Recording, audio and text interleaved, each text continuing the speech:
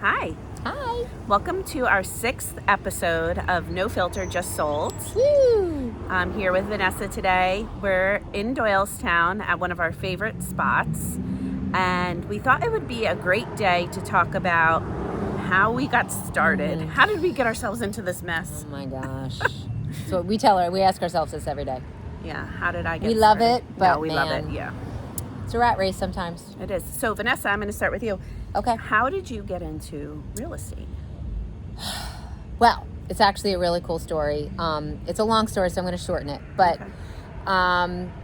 I never, ever thought about real estate until about 8 or 9 years ago. And somebody that I met at the gym was like, you know, you're a teacher, you're an educator, you know how to talk to people. Like, have you ever thought about real estate? Never thought about it. But then it got put in my head, and I had 2 kids getting ready, you know, the high school, getting ready to that college stuff, single mom. How the hell am I going to help them pay for this? Public educators' salary is not going to do that. So it was trying to figure out what's next, you know, what's the next piece. I had a real estate agent during my divorce almost 20 years ago. That was phenomenal, did amazing things. This was before digital age. She would come to my house, sit at my kitchen table, help me do the paperwork while I was cooking dinner so that my kids could stay on their schedule. Amazing. Still to this day, I'm in the house that I'm in now. Don't know how it happened. She helped me get there 18 months after I sold my marital home. So it's crazy when I think about it, but she was amazing. And so when I thought about real estate, yes, financially, that was a great way to help supplement my public teacher income and help my kids in college. But I needed something that had purpose, and I kept thinking about her. Yeah. So real estate is really not transactional for me. It's about helping people make that next step. It's about helping people make really, really big, tough decisions and being there to guide them, support them, educate them, and make them feel secure and that they have somebody there that's not going to let them down. Because I had somebody at a really tough time in my life that did that, and it happened to be my real estate agent. Isn't that something? Yeah. They say we're therapists, you know? Yeah, totally. So that's really kind of my how and my why. I love that. Yeah. So that was my deal. How about you?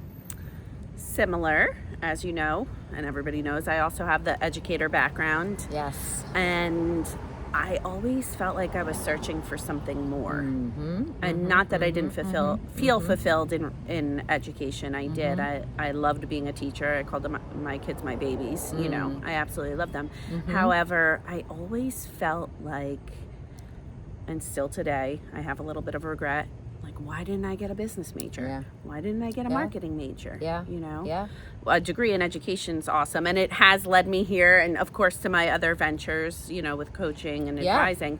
But I just always wanted something more, and I was in the car. I was on maternity leave, and I was in the car with a couple of my girlfriends who, one at the time, she worked for, I think, BMS, and then another for Vanguard. They had amazing jobs, still have great careers today. And I just felt like I couldn't add to the conversation. And not that they made me feel that way. That was all on my own.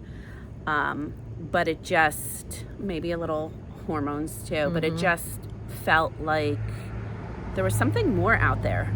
And my friend's husband had just started his own mortgage brokerage, and he's like, you should go into real estate. That's a no-brainer for you. So I did, and I really hit the ground running and never looked back.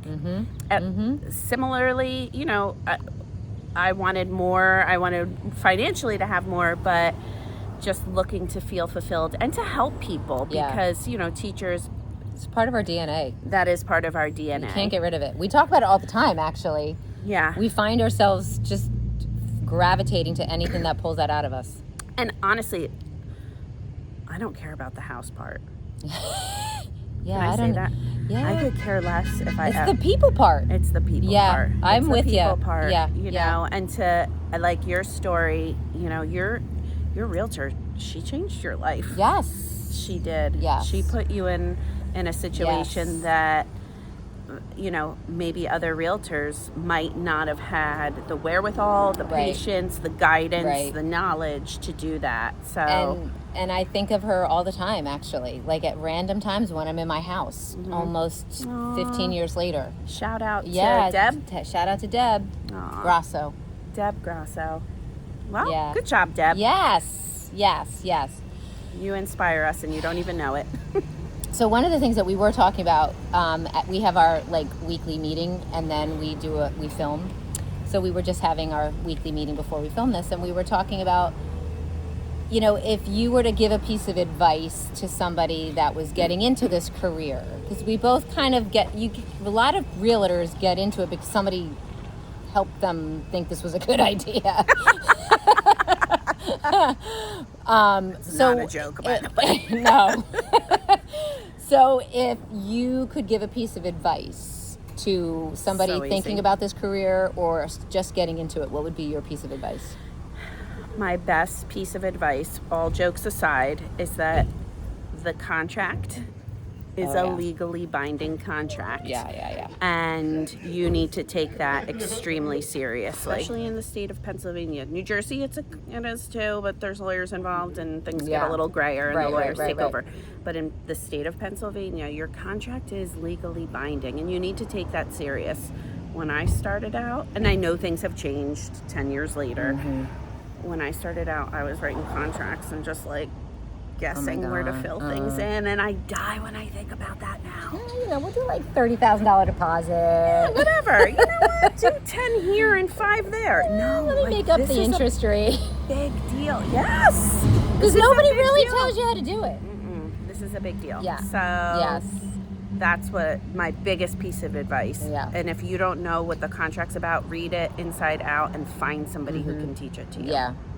So true. What about you? I think for me is, really getting comfortable with your reason for being in real estate, that when you can really try to lead gen or talk to people about real estate, and you want to be able to be authentic in your answers and passionate to some extent. I mean, I'm not crazy passionate about real estate, but I'm crazy passionate about helping getting people where they want to be. That's my why. So that's what drives my conversations. So you want to be good on that. You want to really kind of understand your reasoning, because when people do ask you questions, how you respond is your lead gen. How you respond is your marketing. So never really thought about the psychology of that until a couple of years into it. It was I just want to help somebody, but I didn't really know how to translate that into, who I am in real estate, and therefore how do I then respond to questions. Even if it's literally I walked into yoga last night, and I walked to yoga last night. I'm proud of you. And so I walked in and I said to this one woman, Michelle, who's I see a lot, we were chit-chatting, and she's like, so how's the real estate market? Random. I'm sitting on my yoga mat. And so I just, right away, I'm like, well, it depends on who you are and what you want, blah, blah, blah, blah. And I get into my whole, not well, interest rates are this and this and this. Right. It's more about the personal side of it. It depends on your location. And you just want to be ready. So a lot of how you respond to those things is really about why you even want to do the job. So get your messaging, figure out who you are in this business. So smart. Set yourself apart, man. Yeah. You know what I'm saying? I love that. All right. You guys might be wondering why we're sitting in a parking lot right now. I'm gonna zoom around while she's talking. And it's because we are highlighting Degree Wellness. Our dear friend Leslie had opened this up a few months ago, and we were excited for it to open, but we truly are regulars here. We are. In fact, I'm going to hang up from this and go into my sauna appointment. And it's so important. This is another piece of advice, being in real estate, or really any industry. You've got to take care of yourself. And this is one place that helps us take care of ourselves. Yes. So shout out to you, Leslie. We love you and are so proud of you for building your business here. Yes. And we love coming. So. All right. All right, everybody. People. Next week. What do we say? We had a good plan, too. Well, we're going to give tidbits of advice if you're thinking about the real estate industry. So we'll go into a little bit more about what we talked about today. Okay. All right. Have a good one. Bye.